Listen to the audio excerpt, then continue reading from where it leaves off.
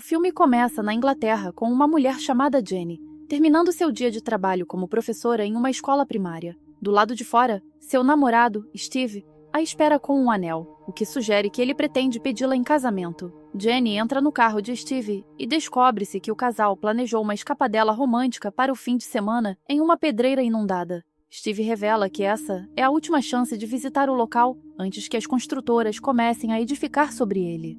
Após várias horas de viagem, o casal chega a uma pequena cidade e decide passar a noite em um motel. Lá, eles percebem que os moradores locais parecem hostis com forasteiros, e Jenny fica muito perturbada ao ver uma mulher dando um tapa na cara do filho por ele estar apenas brincando. No dia seguinte, o casal chega a um condomínio fechado chamado Eden Lake, situado no meio da mata. Depois de dirigirem por mais um tempo, finalmente chegam a um lago enorme e belíssimo, onde planejam passar o fim de semana se divertindo. Ao saírem do carro, encontram um menino chamado Adam, que está capturando insetos e desenhando-os. Jenny tenta conversar com ele, mas Adam diz que sua mãe o proibiu de falar com estranhos. O casal, então, o deixa sozinho e segue para a praia, onde passam a tarde tomando sol. De repente, um grupo de adolescentes problemáticos chega e começa a implicar com Adam, esmagando o inseto que ele havia coletado. Isso incomoda Jenny, mas Steve diz que são apenas garotos sendo garotos e sugere que eles não intervenham. O casal então decide tirar uma soneca, mas Jenny logo acorda com o latido de um cachorro. O animal é rapidamente afastado pelos valentões, que estão sentados por perto tocando música alta. Pouco depois, Steve vai nadar no lago, enquanto Jenny é novamente abordada pelo cachorro, que começa a latir e cuspir saliva. Isso irrita Steve, então ele se aproxima das crianças e pede que abaixem o volume da música e controlem o cachorro. O grupo inclui Brett, Cooper, Harry, Ricky, Paige e Mark. Acontece que o cachorro é Bonnie, a cachorra de estimação de Brett, e os valentões só zombam de Steve e se recusam a ouvi-lo. Paige até mesmo o acusa de ser um tarado e de ficar olhando para o corpo dela, então Steve se sente humilhado e vai embora. Ao ver isso, Jenny sugere ir para outro lugar, mas Steve diz que não vai se assustar com um bando de crianças de 12 anos. Isso irrita Jenny, e agora ela não tem escolha a não ser tolerar os idiotas que começam a olhar para o corpo dela com binóculos. Algum tempo depois, os adolescentes problemáticos finalmente vão embora, mas não sem que Brett mostre orgulhosamente seus genitais para Jenny. Naquela noite, o casal acampa perto do lago quando ouve ruídos estranhos vindos da mata, mas decide ignorá-los. Na manhã seguinte, eles acordam e descobrem que sua comida está infestada de insetos, então decidem ir à cidade tomar café da manhã. No entanto, eles descobrem que o pneu do carro foi furado por cacos de uma garrafa de cerveja que os adolescentes deixaram para trás. Mas isso não desanima Steve, então ele troca o pneu com raiva e logo sai dirigindo da floresta. Algum tempo depois, o casal chega a uma lanchonete, onde Steve conversa com a garçonete sobre os jovens problemáticos e pergunta se ela conhece os pais deles para que ele possa falar com eles. Mas a garçonete responde de forma muito grosseira e repete várias vezes: "Meus filhos não são meus." Depois de sair da lanchonete, Steve vê uma das bicicletas dos valentões em frente a uma casa e decide ir até lá confrontar os pais. Ele entra na casa e chama por alguém, mas ninguém responde e o lugar está completamente vazio. Pouco depois, o dono da casa, John, chega. Então Steve fica com medo e se esconde rapidamente no andar de cima. Mas ele acidentalmente faz um barulho. Então John pensa que é seu filho, Brett, e o chama com raiva. Isso deixa Steve em pânico. Então ele sai pela janela e desliza pelo telhado de telhas, antes de voltar para o carro sem que ninguém perceba. Depois, o casal passa um dia agradável no lago.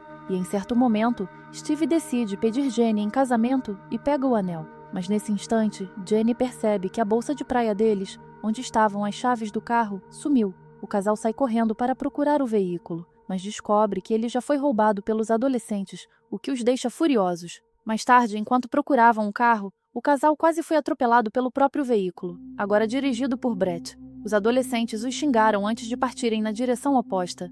Ao cair da noite, o casal exausto ainda caminhava quando se deparou novamente com os adolescentes que estavam chutando uma gaiola com um animal preso. Steve então se aproxima deles e exige as chaves do carro, o celular e a carteira de Brett. Brett argumenta que não pegou nada, mas Steve aponta que o adolescente está usando seus óculos de sol.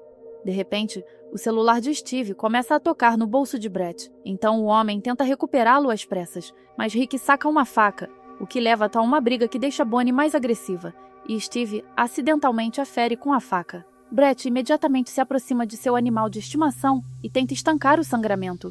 Steve se oferece para levar a cachorra ao veterinário, mas Brett joga as chaves para ele e, furioso, manda-os embora dali. Mas quando o casal tenta escapar, Bonnie acaba morrendo. Então, Brett desesperado ordena que seus amigos os persigam. Enquanto isso, o casal tenta sair da floresta, mas o veículo logo fica preso em uma encosta. Nesse momento, os adolescentes chegam e atiram pedras da encosta, antes de quebrarem os faróis do carro. Desesperado, Steve consegue, de alguma forma, ligar o carro, mas como está completamente escuro, o veículo bate em uma árvore. Os galhos atravessam o para-brisa e o empalam contra o banco, deixando-o sangrando e gritando de dor. Em um ato de desespero, ele pede a Jenny que vá até a cidade em busca de ajuda. Jenny obedece e sai com o coração pesado, mas logo ouve os adolescentes se aproximando, o que a leva a se esconder atrás dos arbustos. A gangue não a percebe, mas logo se aproxima de um indefeso Steve, onde Brett planeja fazê-lo pagar pela morte de seu cachorro. Na manhã seguinte, Jenny sai de seu esconderijo e descobre-se que, em vez de ir à cidade buscar ajuda, ela passou a noite lá. Ela então retorna ao carro, mas Steve não está em lugar nenhum. Assim, Jenny segue um rastro de sangue e logo encontra Steve brutalmente ferido, amarrado com arame farpado a um poste de madeira pelos adolescentes. Brett então afirma que o usarão como isca para atrair Jenny e submetê-la a horrores indescritíveis. Ao ver isso, o preocupado Harry implora a Brett que solte Steve, mas este se recusa, pois sabe que o homem os fará ser presos. Harry, porém, insiste que nem sequer o tocou, então Brett o ameaça com uma faca e exige que torture Steve. Ele chega a ordenar que Paige grave tudo, para que haja provas de que todos participaram. Em seguida, Brett obriga todos os seus amigos a esfaquearem Steve um por um, enquanto Jenny assiste impotente à distância. Momentos depois, Jenny percebe que está sem sinal, então usa o Bluetooth do seu celular para se conectar ao de Steve e tenta ligar para o número de emergência. Mas, infelizmente, Brett recebe um alerta no celular de Steve, então ele desliga a chamada e percebe que Jenny está por perto. Steve grita para ela correr e Jenny começa a fugir, enquanto os adolescentes a perseguem de bicicleta. Isso dá a Steve tempo suficiente para se desvencilhar do fio, enquanto Jenny consegue escapar dos adolescentes, fazendo com que suas bicicletas batam em um tronco.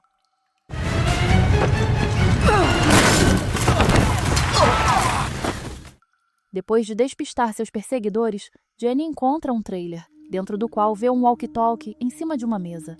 Mas a porta está trancada, então ela pega uma ferramenta e tenta alcançar o aparelho, mas o walkie-talkie cai e quebra. Os adolescentes estão se aproximando, enquanto a jaqueta de Jenny fica presa na corrente que segura a porta do trailer. Ela então abandona a jaqueta e se esconde atrás do trailer, justamente quando os adolescentes aparecem. Eles arrombam a porta para procurar Jenny lá dentro, mas, sem que eles saibam, ela está escondida no telhado do trailer. Em outro lugar, Rick percebe que Steve escapou e imediatamente avisa Brett, após o que o grupo começa a procurar pelo homem ferido.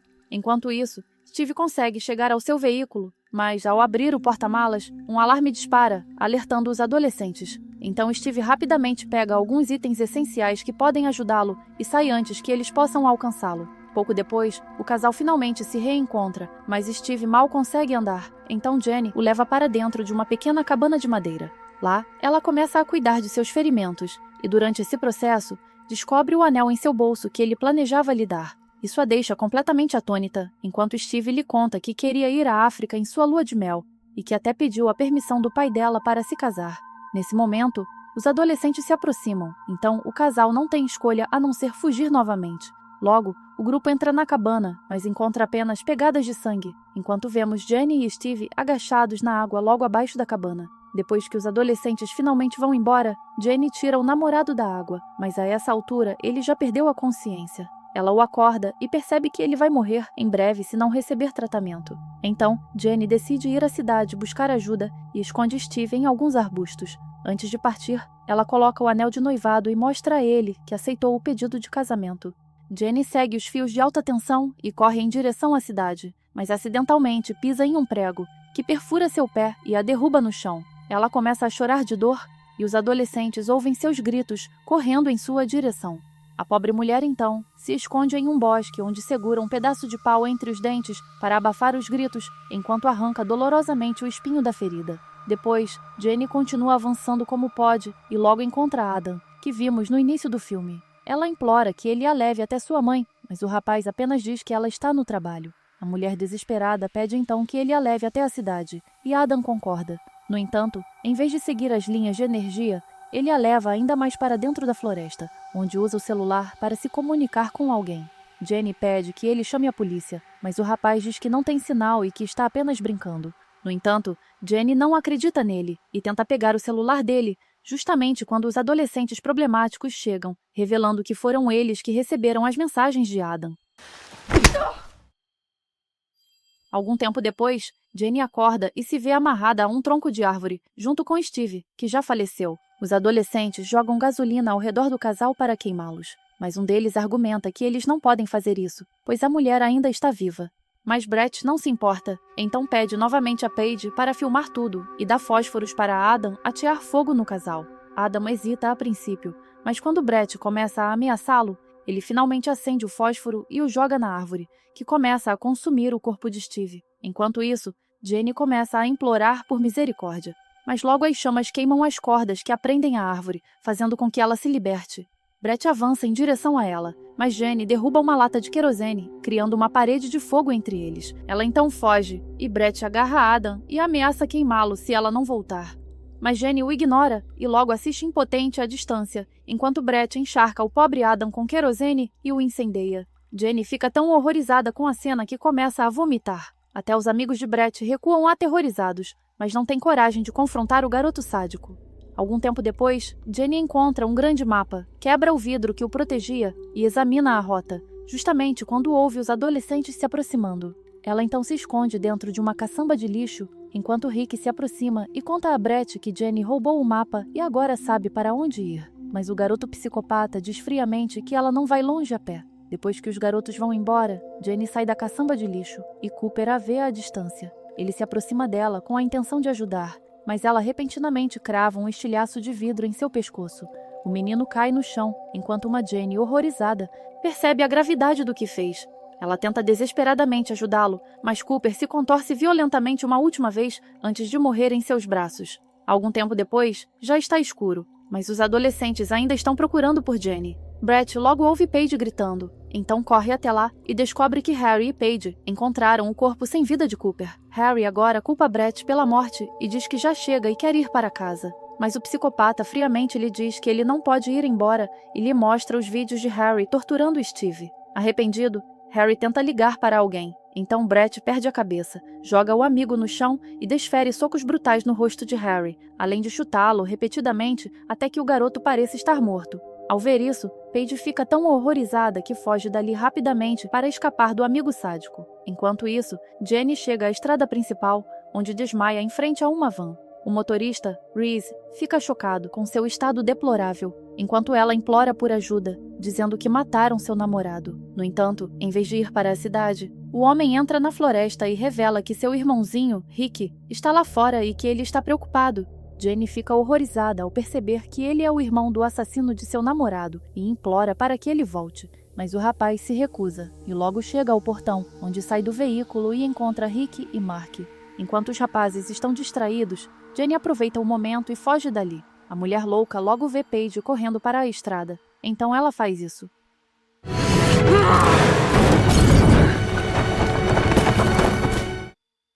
Depois de dirigir por um tempo, Jenny chega à cidade e de repente colide com outro carro, fazendo com que sua van bata em uma cerca. A mulher exausta sai do veículo e se encontra em um quintal onde as pessoas estão dando uma festa. Ela grita por socorro e desmaia no gramado, logo após o que as pessoas correm para ajudá-la. Algum tempo depois, Jenny acorda deitada em uma cama. Uma mulher está cuidando de seus ferimentos. Logo, outra mulher recebe uma ligação, e quando Jenny olha ao redor, vê fotos de Brett e percebe que aquela é a casa dele. Ela implora para que chamem uma ambulância, mas John chega e manda que ela fique quieta. Jenny então pede para ser acompanhada até o banheiro, onde se tranca rapidamente. Ela tenta freneticamente encontrar uma saída, mas as janelas do banheiro são muito pequenas e grossas, tornando sua fuga impossível. Lá fora, ouvem-se gritos, e parece que as pessoas descobriram o que aconteceu na floresta e até reconheceram a van de Reese. Sem outra opção, Jenny se arma com uma navalha, justamente quando John começa a exigir freneticamente que ela abra a porta. Ele acaba arrombando-a, e a mãe de Paige corre para atacar Jenny, mas os homens as separam. Descobre-se que todas essas pessoas são os pais das crianças problemáticas, e Brett também está lá agora, acusando Jenny de ter matado seus amigos. Pobre Jenny tenta desesperadamente explicar como eles mataram seu namorado, mas eles não acreditam nela. Sentindo-se completamente desesperada e encurralada, Jenny tenta atacar John, mas ele a impede. Um homem pede a John que pare, avisando que mais violência poderia causar problemas quando a polícia chegasse. Mas John declara que a polícia não vai descobrir nada e que nesta cidade as pessoas se protegem mutuamente. Ele ordena que Brett vá para a cama e quando o menino se recusa, John lhe dá um tapa brutal. Em seguida, John e alguns outros homens arrastam Jenny em direção ao banheiro para acabar com ela, enquanto Brett se retira para seu quarto e bate a porta para abafar os gritos desesperados de Jenny. O filme termina com ele apagando todos os vídeos do celular de Paige e usando os óculos escuros de Steve, antes de encarar o espelho com um olhar sinistro no rosto. Você assistiu ao resumo do filme Eden Lake Sem Saída, lançado em 2008. Obrigada por assistir e um beijo da narradora.